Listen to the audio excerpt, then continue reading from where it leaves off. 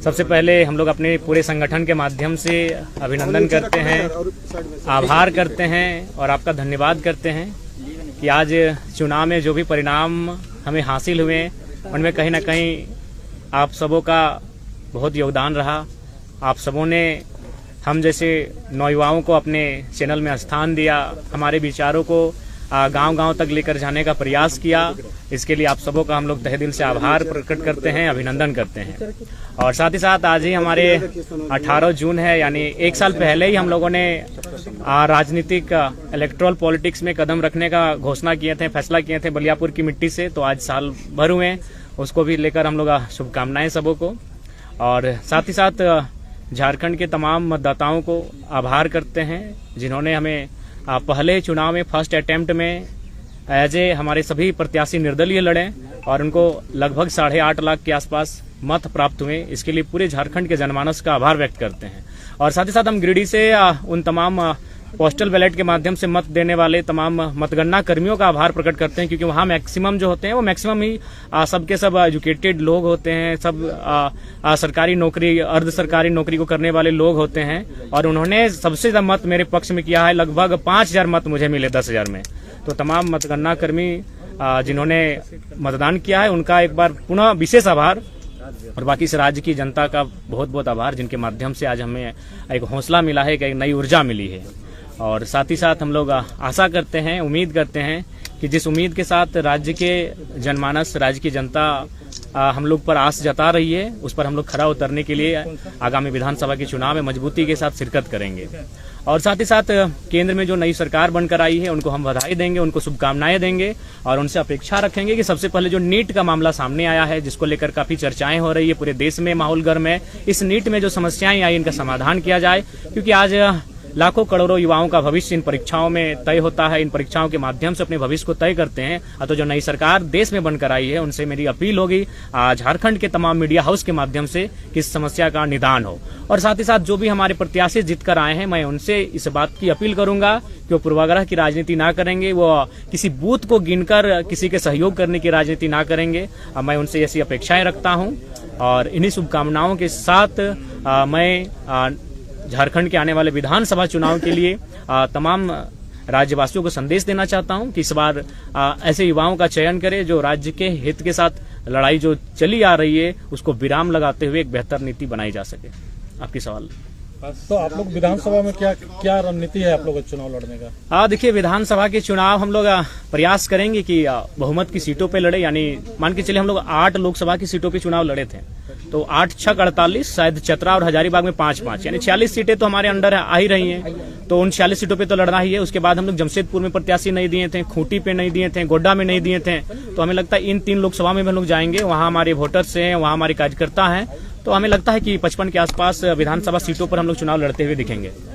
तो क्या आप लोग निर्दलीय लड़ेंगे कि कुछ? नहीं, देखिए, दिल्ली इसी क्रम में गए थे। दिल्ली जाने का कार्य डेमोक्रेसी का स्कूल में भी शामिल होना था और चुनाव संबंधित इलेक्शन कमीशन से जानकारियों को भी लेना था। तो हमें लगता है 15 से 25 दिनों के दरमियान हमारी पार्टी का सिंबल भी अलॉटमेंट होने की संभावना बन जाएगी और पार्टी को रजिस्ट्रेशन नंबर भी अलॉटमेंट हो जाएगा। तो पहले इंडियन स्कूल ऑफ डेमोक्रेसी, उसके बाद JNU। जी। इस तरह के व्याख्यान का क्या अर्थ है कि जयराम राष्ट्रीय परिदृश्य में अपनी पहचान और शिनाख्त को बनाना चाहते हैं? देखिए, मेरा उद्देश्य ये रहा कि जिन मंचों में मुझे अवसर मिला, मैंने वहाँ झारखंड की, मैंने तो आशा किया था कि संसद में झारखंड के विषयों को रखा जाएगा, लेकिन अगर संसद में जाने से हम लोग चूक गए तो कम से कम उन संस्थानों तक हमारे विषय जाने चाहिए जहाँ देश और राज्य के तमाम मुद्दों पर विचार और विमर्श किया जाता है। तो उसी उद्देश्य के साथ मैंने उन आमंत्रण को स्वीकार किया, चाहे इंडियन स्कूल ऑफ डेमोक्रेसी का मामला हो या फिर JNU का मामला हो। और साथ ही हम लोग वहाँ एग्रीकल्चर यूनिवर्सिटी भी गए थे, वहाँ के भी तमाम रिसर्च स्कॉलर से मिले जहाँ झारखंड के भी युवा हैं।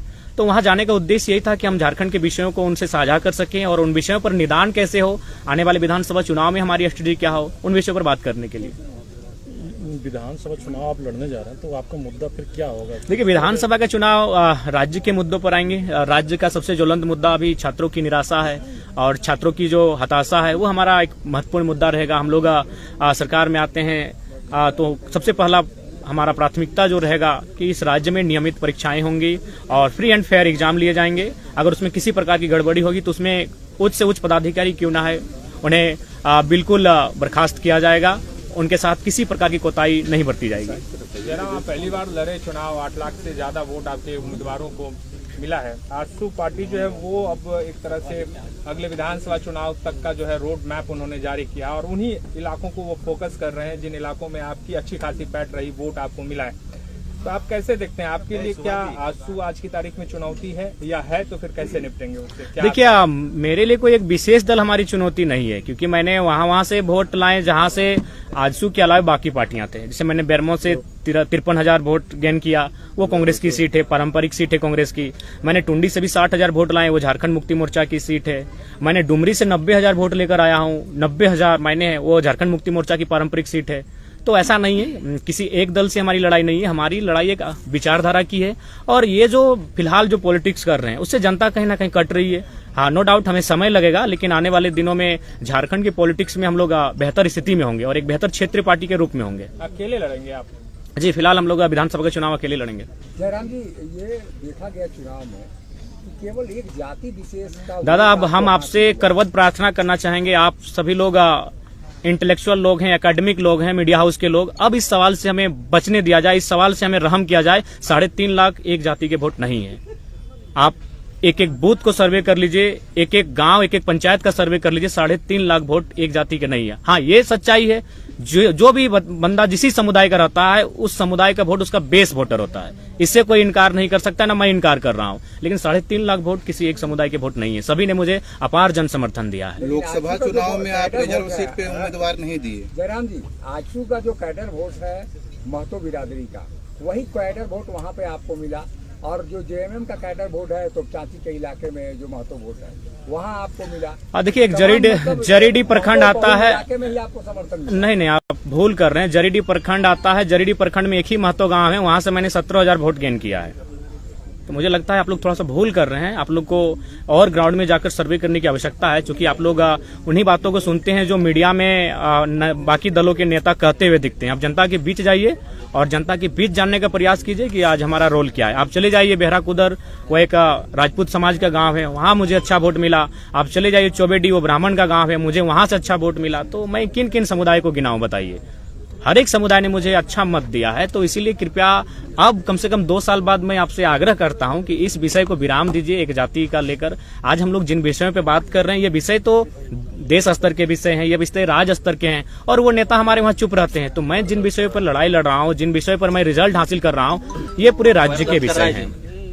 रिजर्व सीट पे आप लोकसभा चुनाव नहीं लड़े? नहीं दादा, लड़े। 2 रिजर्व सीटों पे हम लोग चुनाव लड़े। सिंहभूम में हम लोग हो समुदाय के साथ गए, दुमका में हम लोग संथाल समुदाय के साथ गए, और सिंहभूम के हमारे प्रत्याशी लगभग 50,000 वोट लेके आए, 44 के 45,000 वोट था। जहाँ जेएमएम का उम्मीदवार था? नहीं, ऐसा कुछ नहीं है, ऐसा कोई प्लानिंग नहीं है। हम लोग ये देखें कि हम लोग वोटर्स कहाँ हैं, कहाँ हमारे केडर हैं, जहाँ चुनाव में काम हो सकता है। गोड्डा में भी हमारे थे, लेकिन वहां तक हम लोग पहुंच नहीं पाए, प्रत्याशी नहीं मिल पाया। तो ऐसा नहीं है। हम लोकसभा चुनाव में आप सामान्य वर्ग के कैंडिडेट्स को बहुत न के बराबर उतारे।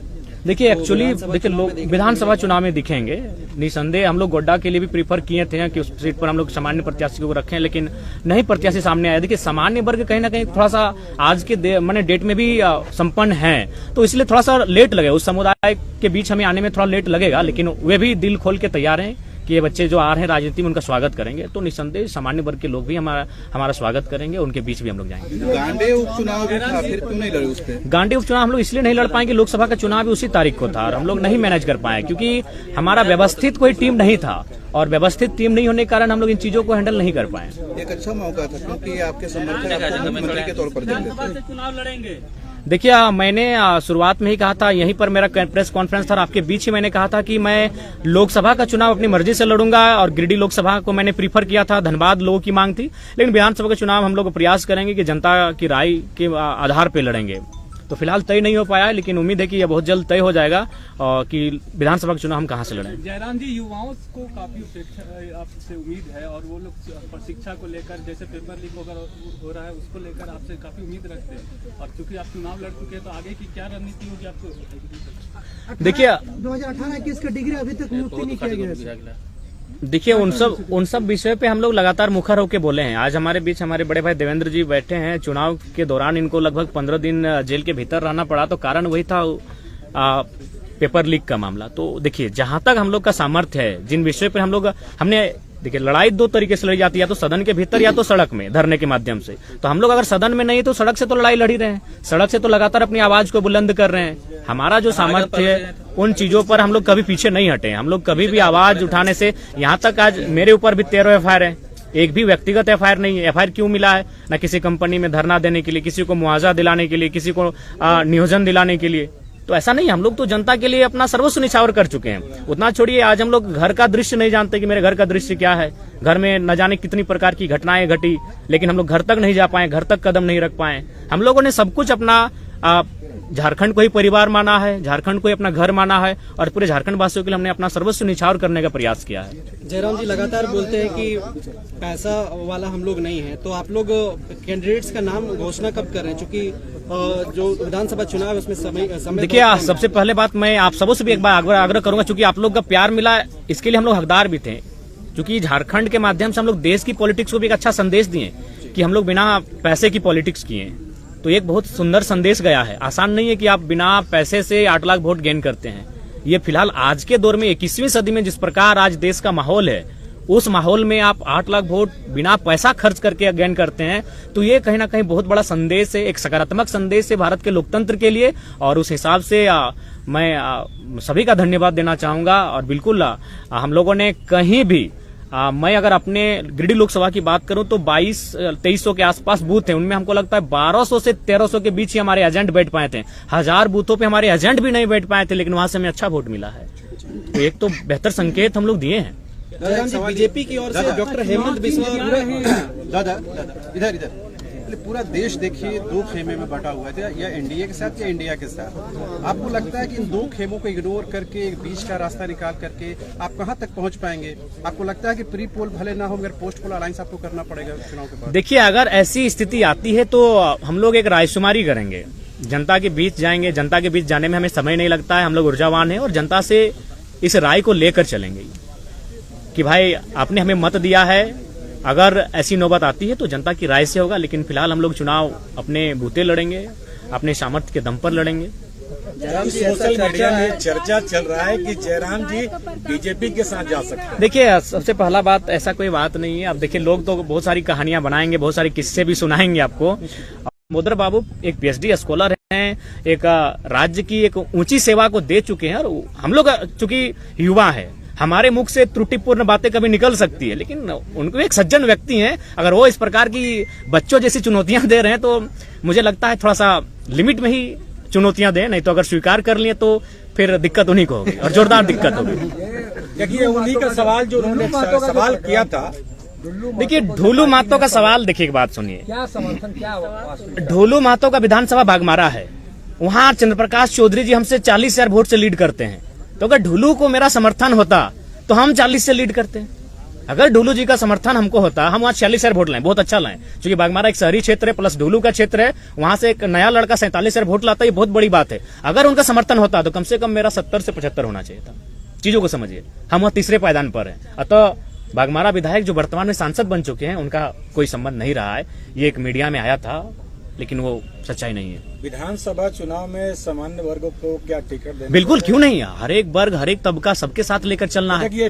अरे हम लोग बिल्कुल देंगे। आज होश हवास में इतने मीडिया कर्मियों के माध्यम से कह रहे हैं, स्वर्ण वर्ग को भी हम लोग विधानसभा में उतारेंगे, और बाकायदा हम लोग चाहेंगे कि एकेडमिक लोग आए, कुछ पत्रकारिता से भी लोग आए। हम तो सनिदा को ऑफर कर रहे हैं, गोड्डा की किसी एक सीट को चयन करें, अभी 6 महीना का समय है, गोड्डा, महागामा, पोड़ा हट एक सीट का चयन करें। हम आपके सामने कह रहे हैं, अगर सनिदा एक सीट का चयन करते हैं गोड्डा से तो हमारे प्रत्याशी होंगे।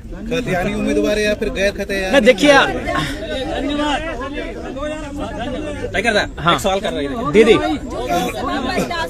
आपके जितने कैंडिडेट थे लगभग तीसरे पायदान पर रहे, बहुत मेहनत की है सनिधा। उनको फिर से मौका। देखिए, ये संगठन तय करेगी। पहला बात तो उनको हम लोग सांसद मान चुके हैं, तो वे सांसद की तैयारी कर ही रहे हैं। 2029 में निश्चय ही सांसद बनेंगे, लेकिन उसके बावजूद अगर संगठन को लगा कि वे विधानसभा में आने चाहिए तो संगठन जैसा तय करेगी, संसदीय बोर्ड तय करेगी। दिया था कि जो सांसद का चुनाव लड़ेंगे वो विधायक नहीं लड़ेंगे। हाँ, ये हमने इसलिए कहा था कि हम लोग सत्ता के विकेंद्रीकरण की बात कर रहे हैं, नए नए चेहरों की बात कर रहे हैं, तो हम लोग चाहते हैं कि बाकी जो पार्टियां उनसे अलग पॉलिटिक्स करें। तो अगर जरूरत पड़ी उन प्रत्याशियों की तो हम लोग लेके आएंगे उनको विधानसभा में।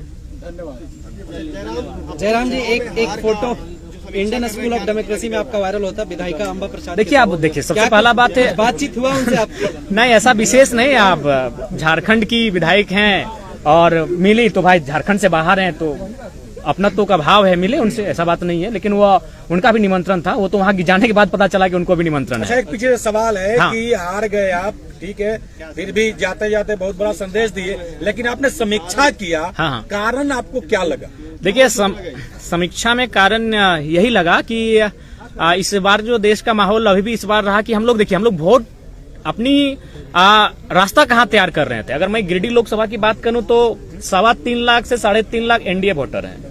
एनडीए का प्रत्याशी कोई रहे, आपराधिक मामला रहे, वो अच्छा काम करे या ना करे, वो अगर पैरासूट से भी आए, अगर वो कन्याकुमारी और कश्मीर से भी अगर आके गिरिडीह में चुनाव लड़ता तो उसको 3 लाख 3.5 लाख वोट आते ही आते हैं। तो यानी एक वोट आपका था एनडीए का जो 3.5 लाख के आसपास खड़ा हो रहा है। प्रत्याशी से कोई मतलब नहीं, अच्छा है बुरा है, काम करे ना करे कोई मतलब नहीं है।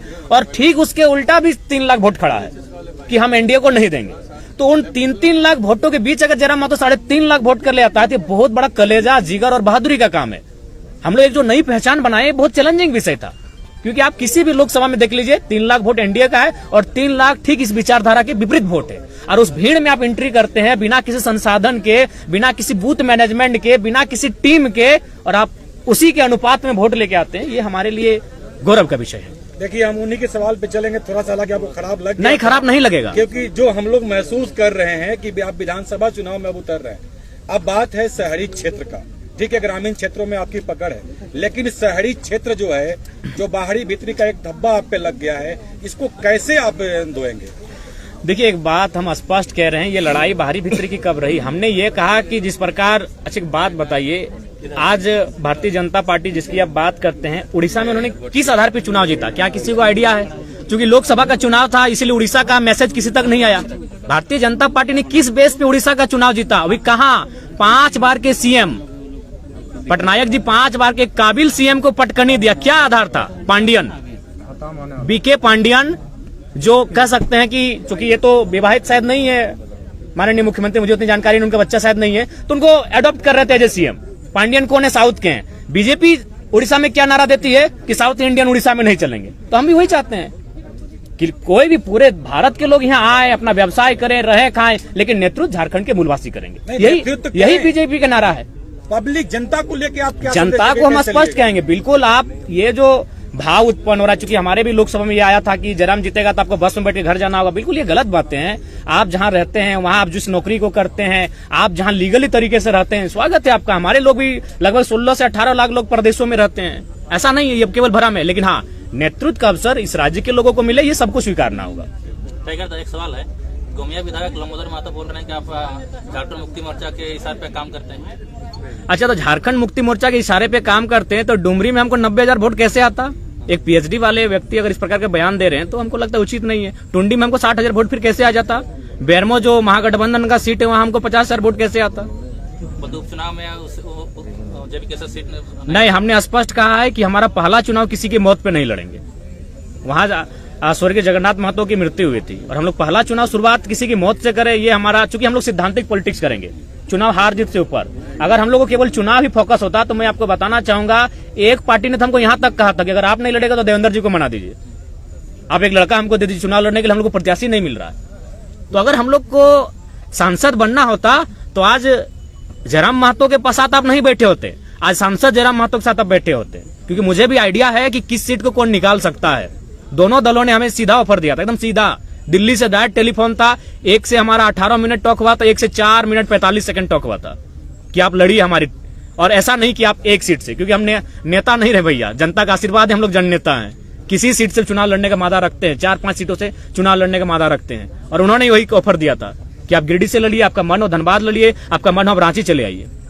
इसी से जुड़ा हुआ सवाल है, गांडे से भी आप नहीं आगे आप मर्ज नहीं करेंगे अगर जीतते हैं चुनाव तो? जैसे देखिए, नहीं, हम लोग हाथ जीत से ऊपर की पॉलिटिक्स करने के लिए आए हैं, कोई मर्ज नहीं करेंगे दादा।